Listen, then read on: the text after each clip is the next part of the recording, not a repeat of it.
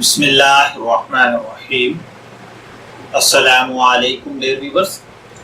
آپ کے favourite informative channel فرقان T V سے آپ کی خدمت میں حاضر ہیں۔ ہمارا آج کا سوال ہے کہ ایک بہن کہتی ہیں کہ وہ الحمدللہ پردہ کرتی ہیں لیکن کمپیوٹر سائنس کی تعلیم حاصل کر رہی ہیں، اور وہ یہ پوچھنا چاہتی ہیں کہ اسلام میں جدید تعلیم حاصل کرنے پر کوئی پابندی تو نہیں، جبکہ یہ تعلیم ایسی ہے کہ آدمی گھر بیٹھ کر کما سکتا ہے، جیسا کہ آج کل آن لائن ارننگ کا سسٹم چل رہا ہے کہ اس کے اندر مردوں کے ماحول میں ملازمت کی ضرورت پیش نہیں آتی اور کمپیوٹر کے سامنے وقت گزرنے کا پتہ بھی نہیں چلتا۔ یہ ایک ایسا کام ہے کہ جس میں فالتو وقت جیسے ٹی وی کے آگے بیٹھ کر گزار کر گناہ حاصل کرنے سے بھی انسان بچتا ہے، اور کمپیوٹر کے سامنے بیٹھ کر ان لغویات سے بچا جا سکتا ہے۔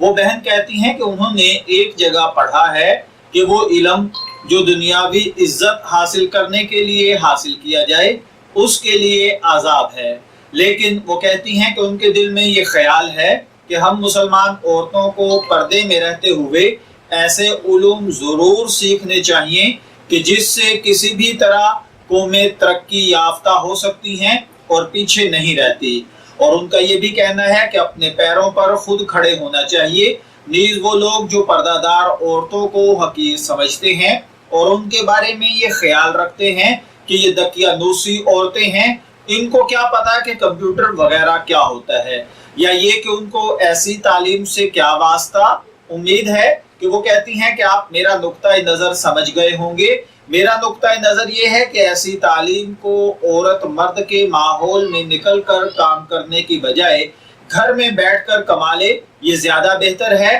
کہ نہیں۔ جو وقت اور جو حالات آپ دیکھ رہے ہیں، آپ کی نظر میں کیا عورت کو ایسی تعلیم حاصل کرنی چاہیے کہ وہ آپ اپنے پیروں پر خود کھڑی ہو جائے، یا بتائیے کہ نبی پاک صلی اللہ علیہ وآلہ وسلم کا اس بارے میں کیا فرمان ہے؟ جو ہمارے نبی کا فیصلہ ہوگا وہی انشاءاللہ، وہ بہن کہتی ہیں، ہمارا فیصلہ ہوگا۔ اگر آپ انہیں یعنی میں انہیں مطمئن کر دوں تو وہ بہت مشکور ہوں گی۔ تو دیکھیے میری بہنوں اور میرے بھائیوں، آپ کے خیالات ماشاءاللہ بہت صحیح ہیں۔ کمپیوٹر کی تعلیم ہو یا کوئی بھی دوسری ایجوکیشن، اگر خواتین ان علوم کو باپردہ حاصل کریں، اور اس کے اندر جو کہ آج کل عام طور پر اختلاط ہوتا ہے، یعنی کہ کو ایجوکیشن، ایسی اگر سچویشن نہ ہو تو، یا اگر ایسی سچویشن بھی ہو اور تعلیم حاصل کرنے والی بہن یا بیٹی نامحرموں سے اختلاط نہ کرے، اپنی شرم و حیا اور